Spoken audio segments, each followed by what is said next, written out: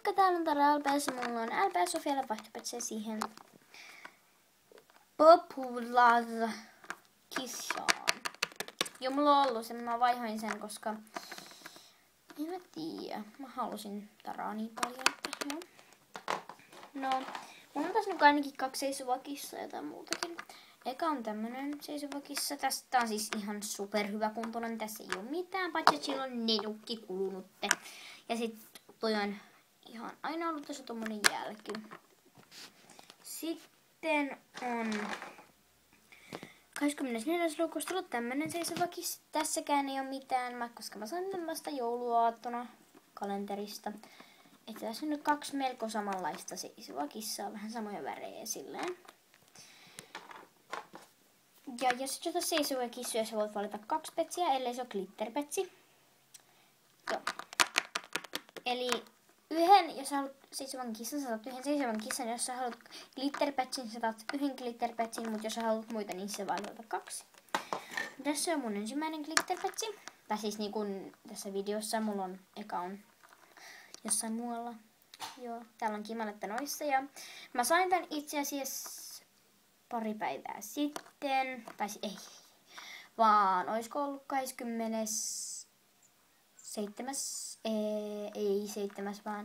7. päivä joulukuuta sain tän kaupasta ja se on mun mielestä tosi hienoa, että sieltä löytyy tää nyt kuitenkin.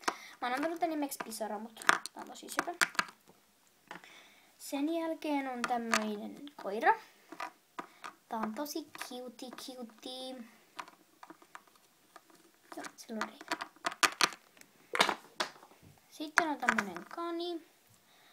Tääkin on tosi cutie ja sillä on reikä. Ai niin joo, ja mulla on sitten asiaa tossa lopussa. Yksi ei liity tähän, mutta toinen sitten liittyy tähän.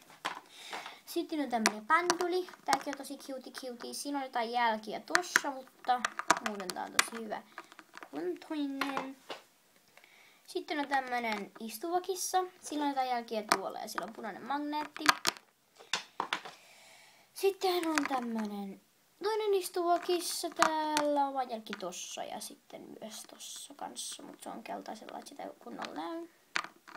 Ja sillä on reikä. Ja siinä lukee S. Joo, sä varmaan tiedätkin, niin kuitenkin. Sitten on tämmönen tali. Sitten on vielä tämmöinen. Ja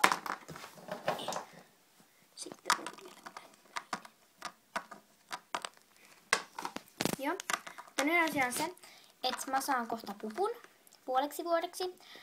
Ja toinen asia on se, että jos me nyt vaihdetaan nää, niin me vaan sovitaan, että me vaihdetaan, koska me ollaan jo kerran vaihdettu, niin meillä on toistemme osoitteet. Eli ei tarvii antaa uudestaan osoitteita. Jee! Joten, no, toivottavasti löysit jonkun ja toivottavasti vaihdetaan. Moi moi! Hehehe, tuo venäläinen tapa, moi moi!